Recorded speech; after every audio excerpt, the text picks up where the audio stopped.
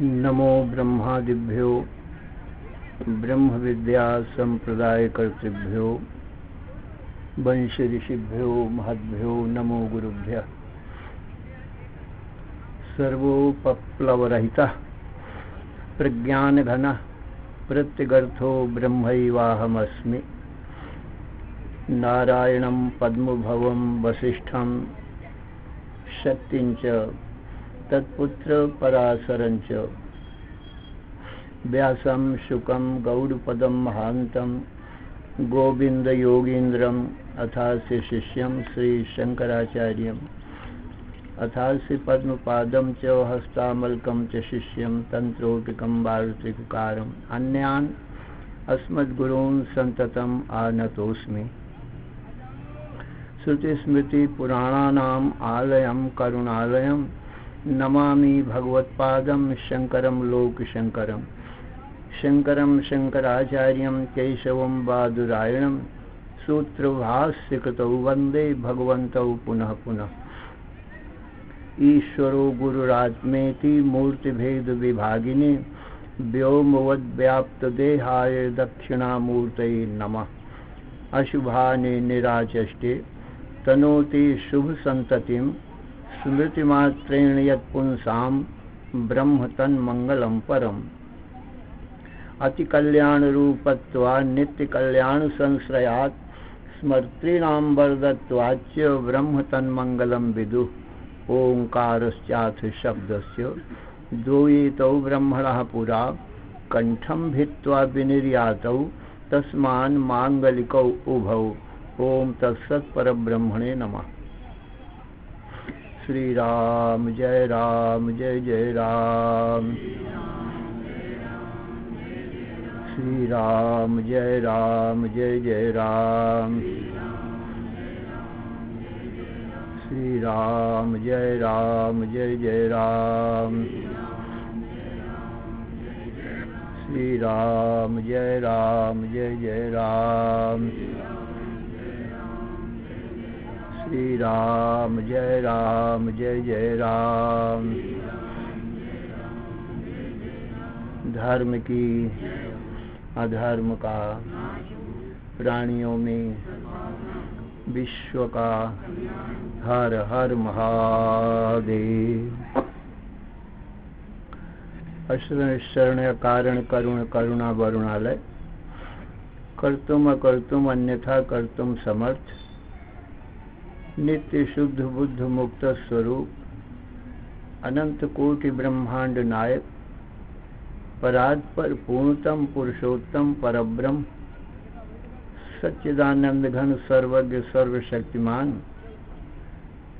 भगवान श्री कृष्ण से अर्जुन ने हाथ जोड़कर प्रार्थना किया, हे भगवान यत् श्रेयस्यान्निश्चितं ब्रूहि तन्मे शिष्यस्तेहं साधिमां त्वां प्रपन्नम। मुझे नित्य सुख शांति की प्राप्ति का आप उपाय बतावें, मृत्यु की निवृत्ति और अमृतत्व की प्राप्ति का उपाय बतावें। मैं आपका शिष्य हूँ, आपकी शरण में हूँ। मेरा तन मन बुद्धि प्राण आपके चरणों में अर्पण है। तो भगवान श्री कृष्ण बोले, हे अर्जुन,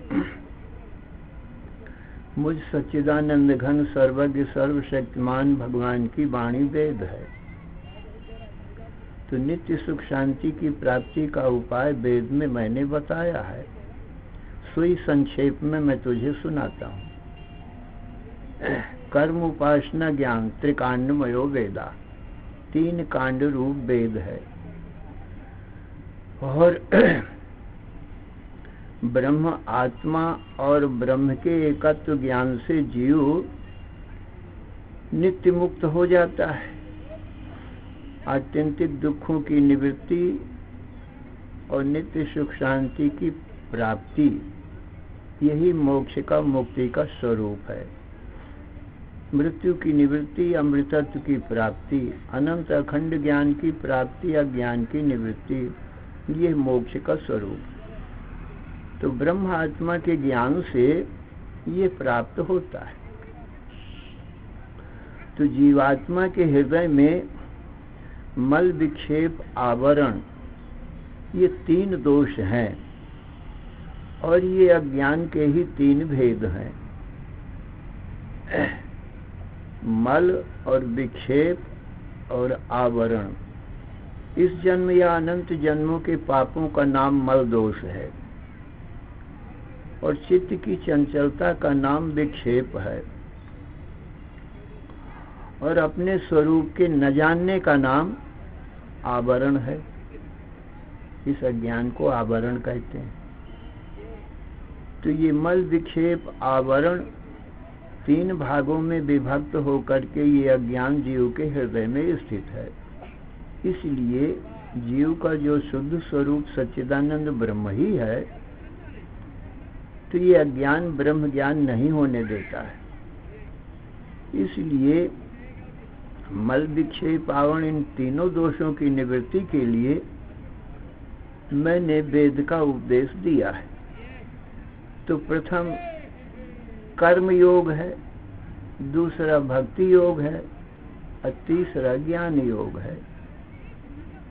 तो कर्म योग से, वो भी निष्काम कर्म योग से, सकाम कर्म और निष्काम कर्म भेद से कर्म 2 प्रकार का होता है। जो संसार के स्त्री पुत्र धन राज्य प्राप्ति के वास्ते कर्म किए जाएं, वे सकाम कर्म होते हैं। तो सकाम कर्म से उसको संसार की प्राप्ति होती और निष्काम फिर वो नाशवान है। सकाम कर्म से जो कुछ प्राप्त होगा वो थोड़े दिन में नाश हो जाएगा, वो रहेगा नहीं। और निष्काम कर्म से अंतःकरण की शुद्धि द्वारा मुझ अविनाशी परमात्मा की प्राप्ति होती है।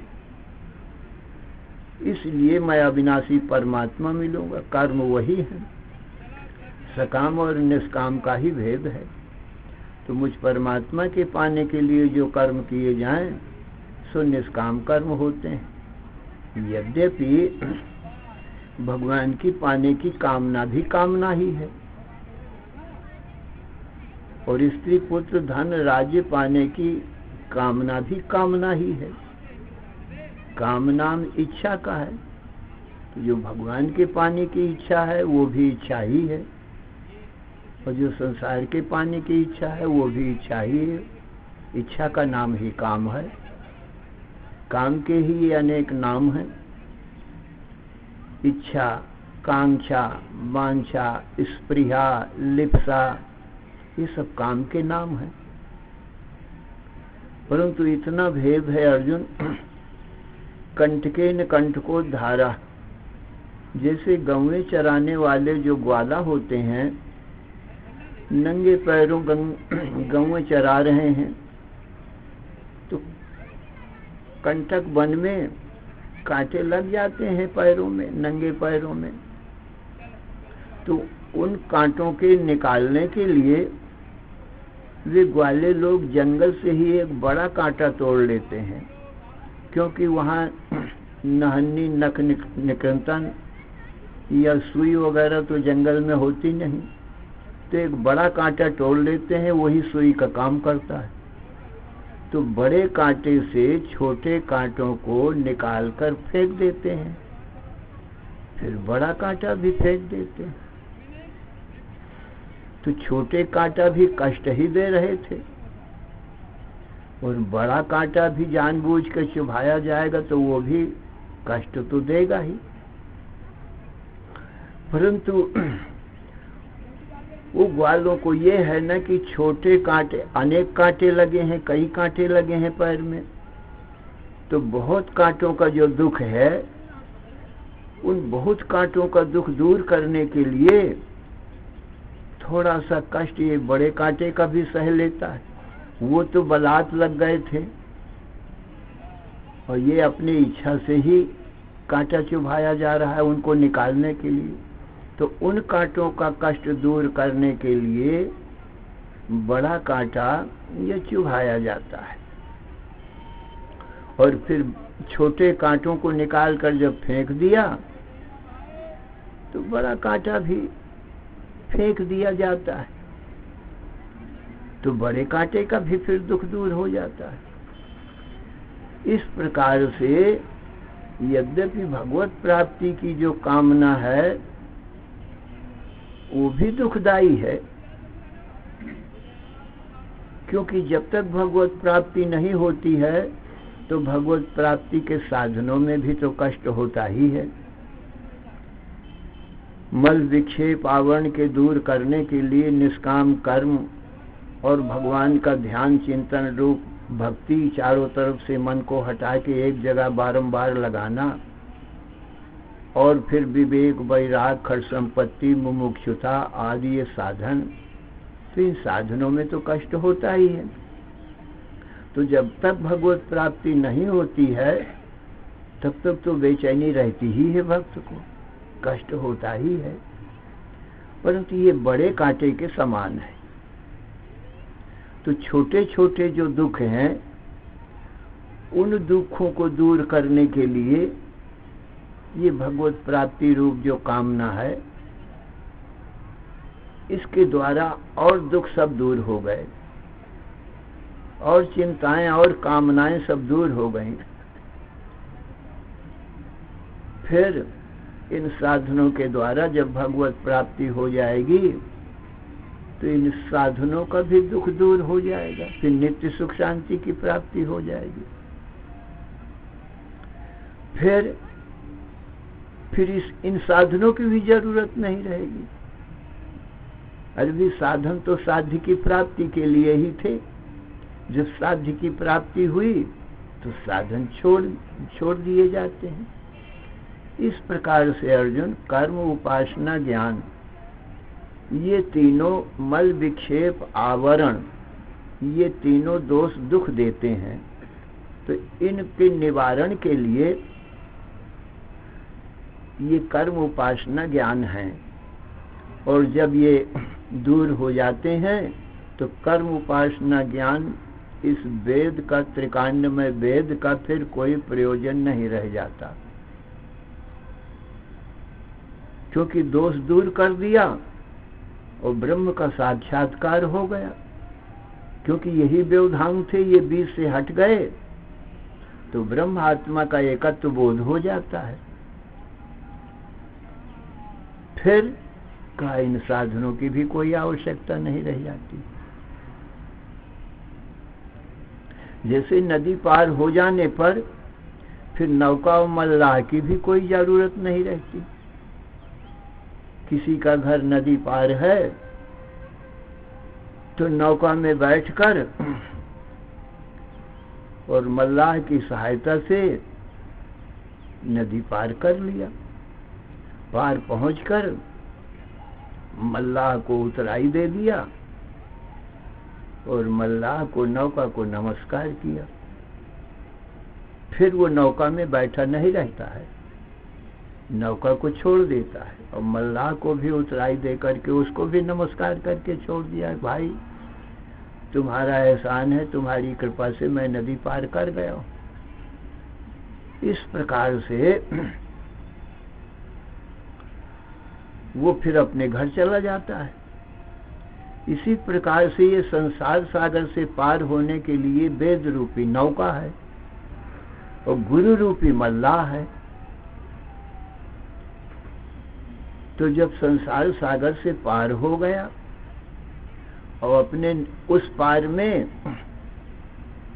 मल विक्षेप आवरण यही संसार है, उस पार में ही अपना घर है, ये संसार के पार। जब पार हो गया तो वेद को भी नमस्कार किया और गुरु को भी नमस्कार किया, फिर अपने स्वरूप में स्थित होता है, अपने धाम को जाता है। अथवा कोई यात्री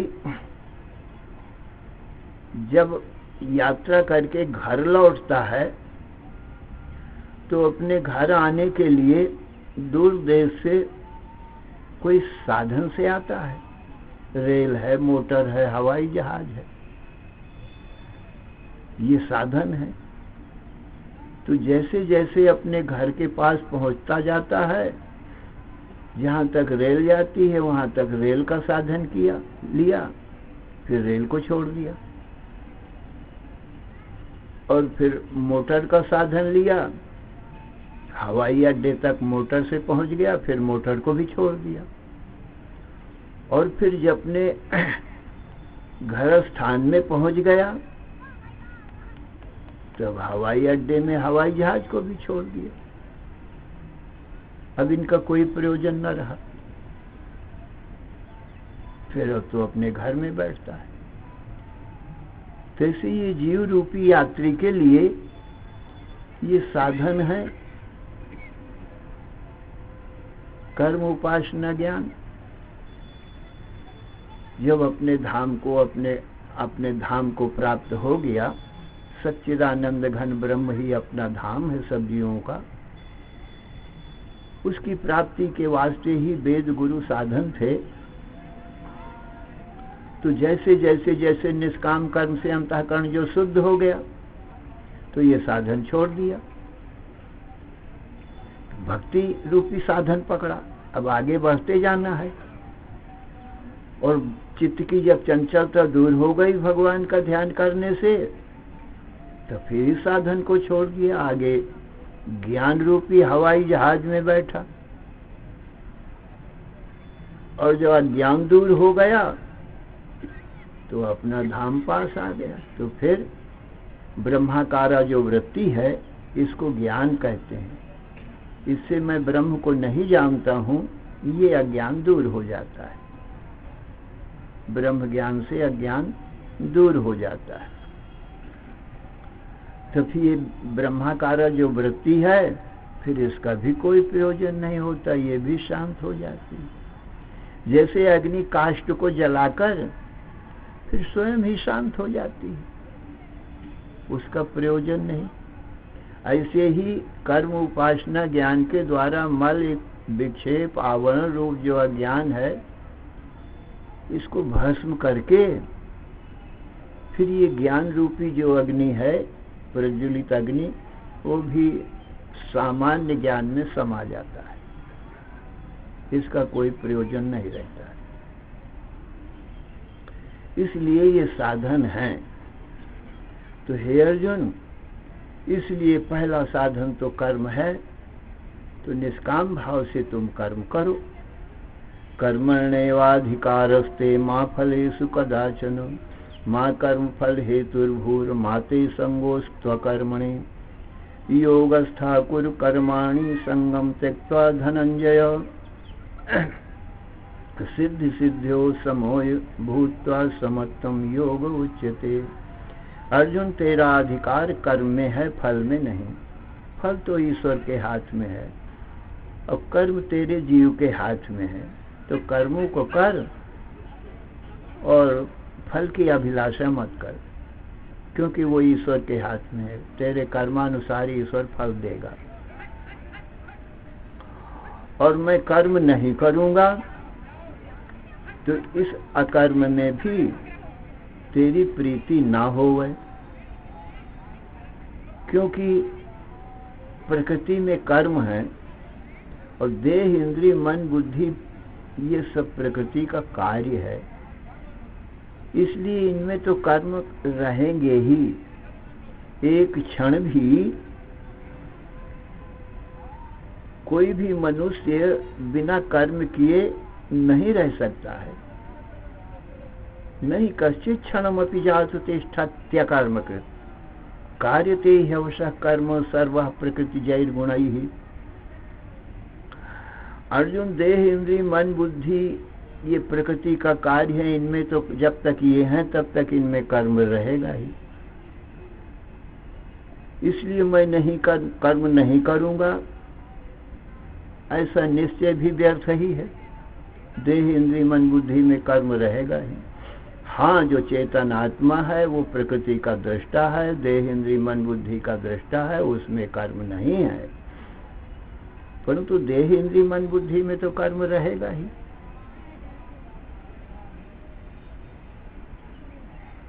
इसलिए योगस्था कुरु कर्माणि संगम त्यक्त्वा धनंजय। अर्जुन, योग में स्थित होकर के कर्मों को करो। और संग कहते हैं कर्मा शक्ति और फला शक्ति को त्याग करके कर्मों को करो। सिद्धि सिद्धियों समो भूत्वा समत्तम योग उच्यते। योग किसको कहते हैं? कहते सिद्धि असिद्धि में समान होकर कर्मों को करो। सुख दुखे समय कृत्वा लाभा लाभो जया जयो ततो योद्धाय युज्यसे तो नैवं पापम वाप्स्यसि। सुख दुख को, हानि लाभ को, जय पराजय को समान समझ करके और कर्मों को करो। कर्मों का फल जो हो सो हो, उसकी चिंता न करो, क्योंकि कर्म में ही तुम्हारा अधिकार है। मुझे ईश्वर की आज्ञा से अपने अपने कर्मों को करना चाहिए। फल जो कुछ भी हो उसकी चिंता बिल्कुल नहीं करना चाहिए। योगस्था कुरु कर्माणि, मुझ में अपने मन बुद्धि को जोड़ करके और सब कर्मों को करो। जैसे पुजारी भगवान की पूजा करता है और जो कुछ भी पुजारी का कर्म है वो भगवान के लिए है, अपने लिए नहीं है, क्योंकि रात दिन भगवान का पुजारी है। वो पुजारी का जो भी कर्म होगा, मंदिर में झाड़ू लगाएगा तो वो भगवान का ही काम कर रहा है, भगवान के मंदिर में झाड़ू लगा रहा है। बाजार से नमक मिर्च मसाला आटा दाल चावल कुछ लाएगा तो अपने लिए नहीं, ये तो भगवान के भोग है, भगवान का भोग लगाने के लिए। भोजन बनाएगा तो हर वक्त भगवान ही उसको याद आते हैं। मैं भगवान का पुजारी हूँ, सेवक हूँ, मैं भी भगवान का हूँ और मेरे देह इंद्रिय मन बुद्धि ये सब भगवान की सेवा में लग रहे हैं। और जो कुछ कर रहा हूँ, मैं बर्तन मांज रहा है, ये भगवान के बर्तन है, मांज रहा हूँ। उसको कभी भगवान भूलते ही नहीं, क्योंकि सब काम भगवान का ही है, अपना उसका कुछ है ही नहीं। तो सारा पुजारी का कर्म भगवान की पूजा ही हो गई, अपना कुछ काम नहीं है उसका। इसी प्रकार से भगवान का सेवक बन करके निष्काम भाव से कर्म करना है, अपने लिए कुछ कर्म करना है, सब भगवान का ही काम हम कर रहे हैं। ये विश्व विराट भी भगवान का ही स्वरूप है और ये सब शरीर रूपी मंदिरों के अंदर भगवान ही विराजमान है। तो इन सब की सेवा भगवान की ही सेवा है, दूसरी किसकी सेवा है? तो हर काम में उसको आगे भगवान ही याद आते हैं, भगवान को कभी भूलता ही नहीं है। इस प्रकार से अर्जुन, देह इंद्रिय मन बुद्धि प्राण सब मुझ में अर्पण करके और कर्मों को तुम करो और उसका फल मेरे हाथ में है, उसकी चिंता मत करो। तो योगस्था कुरु कर्माणि संगम त्यक्त्वा धनंजय, कर्मा शक्ति और फला शक्ति को संग कहते हैं। इसको त्याग करके हे धनंजय कर्मों को करो। सिद्धि सिद्धियों समो भूत्वा समत्तम योग उच्यते। दूरेण ह्यवरः कर्मो बुद्धि योगात् धनंजय बुद्धौ शरणमन्विच्छ कृपणा फल हेतवः। अर्जुन, बुद्धि योग से माने यहाँ निष्काम कर्म योग से जो सकाम कर्म है वो अत्यंत ही तुच्छ है, निकृष्ट है। दूरेण ह्यवरः, बहुत, दूरेण माने बहुत और अवर माने तुच्छ, ये सकाम कर्म है। दूरेण ह्यवरः कर्म किससे? बुद्धि योगात्, माने ये जो निष्काम कर्म योग बता रहा हूं इससे। बुद्धि योगात् धनंजय बुद्धौ शरणमन्विच्छ, इसलिए तुम बुद्धि की शरण लो, माने निष्काम कर्म की शरण लो। कृपणा फल हेतुः, और जो सकामी पुरुष हैं वो कृपण होते हैं, दीन होते हैं कि ये कर्म करता हूँ इसका फल ये मिले, और न मिला तो दुखी होते रहते हैं, वो बड़े दीन होते रहते हैं। इसलिए दीनता को छोड़कर तुम कर्म करो। दुख का कोई काम नहीं, सदा प्रसन्नता है। हानि लाभ मेरे को क्या करना है, ये तो भगवान जाने। मैं काम भगवान का कर रहा हूँ, हानि लाभ हो तो भगवान की हो। और ये देह इंद्रिय मन बुद्धि भी भगवान ने ही दिया हुआ है, तो कर्म भी मैं भगवान का ही कर रहा हूँ। इसलिए अर्जुन, इससे तुमको कोई पाप नहीं लगेगा। ये दीनता को छोड़ करके कर्मों को करो। तो दूरेण ह्यवरम कर्म बुद्धि योगात् धनंजय बुद्धौ शरणम अन्विच्छ कृपणा फल हेतवः बुद्धियुक्तो जहातीह उभे सुकृत दुष्कृते तस्मात् योगाय युज्यस्व योगः कर्मसु कौशलम। अर्जुन, यही कर्मों में कुशलता है कि कर्म करे और बंधन में न पड़े। इस प्रकार से जो तुम कर्म करोगे तो तुमको कोई बंधन नहीं होगा, बंधन से छूट जाओगे।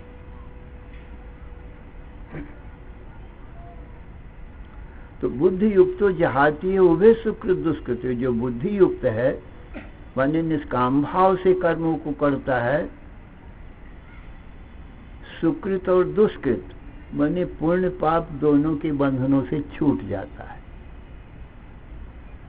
उसको कोई बंधन नहीं होता। बुद्धि युक्तो जहाती हो, इह माने इसी लोक में इसी शरीर से इनको बुद्धि युक्त उभे सुकृत और दुष्कृत, सुकृत पुण्य और दुष्कृत पाप, ये दोनों को यहाँ ही इसी लोक में छोड़ देता है। उसको क्योंकि वो देह इंद्रिय मन बुद्धि सब भगवान के समझता है, अपने समझता नहीं। उसको अहंकार है नहीं है मैं मेरा पने का। यस्य नाहंकृतो भाव बुद्धिर यस्य न लिप्यते हत्वापि सहिमान लोकान न हंति न निबध्यते। अर्जुन, जिसको देह में अभिमान नहीं है, देह इंद्रिय मन बुद्धि मुझ परमात्मा की समझता है और कर्म भी मेरे ही समझता है, तो वो पुण्य पाप दोनों को ही नष्ट कर देता है, भस्म कर यहाँ ही छोड़ देता है। उभे सुकृत दुष्कृते इहैव जहाति बुद्धि युक्तो जहाति उभे सुकृत दुष्कृते तस्मात् योगायुज्यस्व योगः कर्मसु कौशलम। इसलिए तुम योग में स्थित होकर के अर्जुन कर्मों को करो, और यही कुशलता है कि कर्म करे और बंधन में ना बंधे। ऐसा कर्म करने से बंधन नहीं होता है। जैसे राज कर्मचारी, कोई सिपाही है, कोई फौजी है, वो अपने आप को राजा का मानता है और राजा का ही शत्रु है जो कोई जिससे युद्ध करता है, उसका अपना कोई शत्रु नहीं। और राजा की आज्ञा से शत्रुओं का वध करता है, शत्रु की हजारों सेना को मार देता है। तो उसको पाप पुण्य कुछ नहीं लगता, क्योंकि अपने लिए जो किसी एक आदमी को भी मार देवे तो उसको पाप लगे और वो पकड़ा जाए और फांसी का दंड भी दिया जाए, परंतु अपने लिए उसने हजारों आदमियों को मारा नहीं है। वो स्वयं राजा का सिपाही है, अपने को राजा का समझता है। और अस्त्र शस्त्र जो है, बंदूक आदि, वो भी राजा के हैं, शत्रु भी राजा का है। तो अपने लिए वो युद्ध नहीं कर रहा है। अच्छा, हार जीत में समान है, हार जीत होगी तो राजा की और जीत होगी तो राजा की। तो हार जीत से भी उसको कोई मतलब, उसको तो राजा की आज्ञा मान के कर्म करना है और कोई नहीं। तो इसी प्रकार से उसको तमाम लोगों को मार करके भी उसको पाप नहीं लगता, फांसी का हुक्म नहीं होता है, क्योंकि अपने लिए नहीं कर रहा है, वो भगवान के लिए कर रहा है। उसको तो और बहादुरी का खिताब मिलता है और इनाम भी मिलता है। ये सिपाही बड़ा वीर सिपाही है। इसी प्रकार से हे अर्जुन, जो मेरी आज्ञा का पालन करता है तो हजारों दुष्टों को मारकर भी वो पाप को प्राप्त नहीं होता है। वो मेरा अवतार भी इसीलिए हुआ है, दुष्टों के दलन के लिए और साधु ब्राह्मण गौओं की रक्षा के लिए। इसलिए तुमको कोई पाप नहीं लगेगा, तुम पुण्य और पाप को यहां ही छोड़ दोगे। यही कर्मों में कुशलता है। इस प्रकार कर्म करेगा उसको कोई पाप नहीं होता है। अपने लिए स्वार्थ के लिए यदि करे तो उसमें पुण्य पाप हो सकता है। पहले तो अपने लिए कर्म करेगा तो देहाभिमान होना चाहिए, और देहाभिमान पूर्वक जो कर्म करेगा तो फल में भी आसक्ति होनी चाहिए कि अमुक फल मुझको मिलेगा। तो पहले से ही फल में निशाना है। मैं क्यों कर्म कर रहा हूं? कहा अमुक वस्तु की प्राप्ति के वास्ते। कर्मों में भी आसक्त रहेगा और फल में भी, तो अर्जुन उसी को पाप पुण्य लग सकता है। और जिसको देहाभिमान नहीं है, मुझ परमात्मा के ही देह समझ रहा है, इंद्रिय मन बुद्धि मेरे समझ रहा है, कर्म भी सब मेरा समझ रहा है, और कर्मों का फल मैं परमात्मा ही हूं, उसको क्यों पाप लगेगा? इसलिए बुद्धि युक्तो जहाती है उभे सुकृत दुष्कृते तस्मात् योगाय युज्यसो योगः कर्मसु कौशलम। अर्जुन, इस प्रकार जो कोई कर्म करेगा उसको मैं यथार्थ ज्ञान दे दूंगा। ऐसे कर्म तो भक्ति में ही परिणित हो जाते हैं। इसलिए हे अर्जुन, ऐसे तुम कर परो मत चित्ता।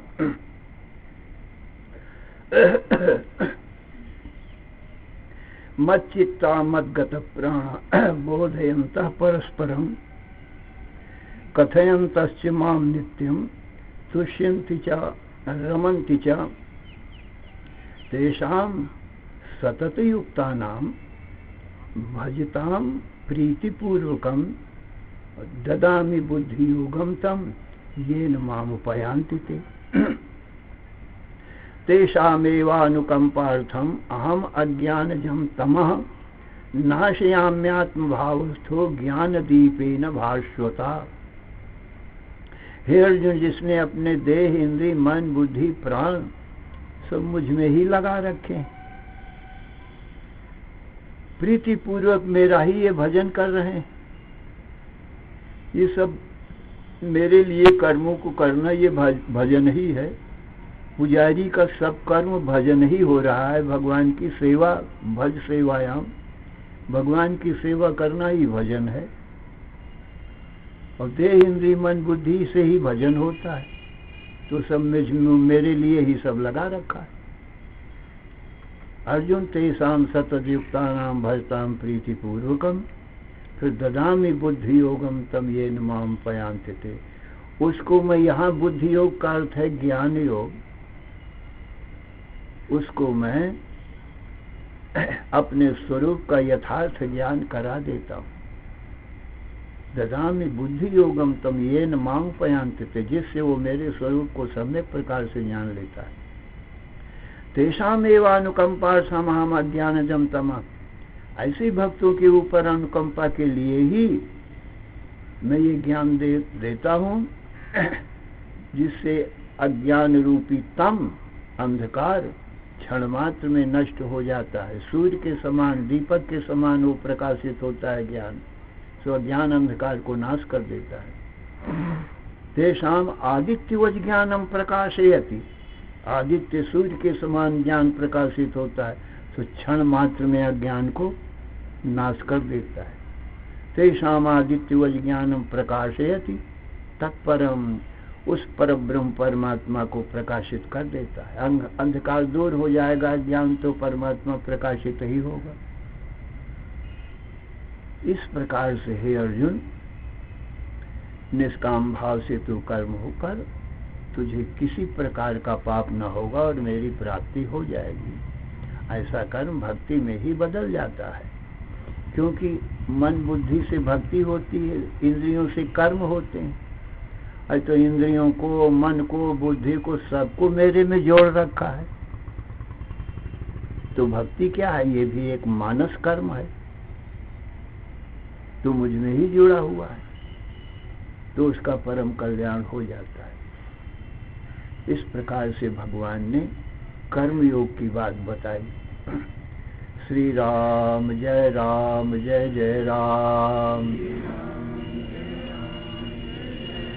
श्री राम जय जय राम, श्री राम जय जय राम। धर्म की अधर्म का, प्राणियों में विश्व का हर हर महादेव।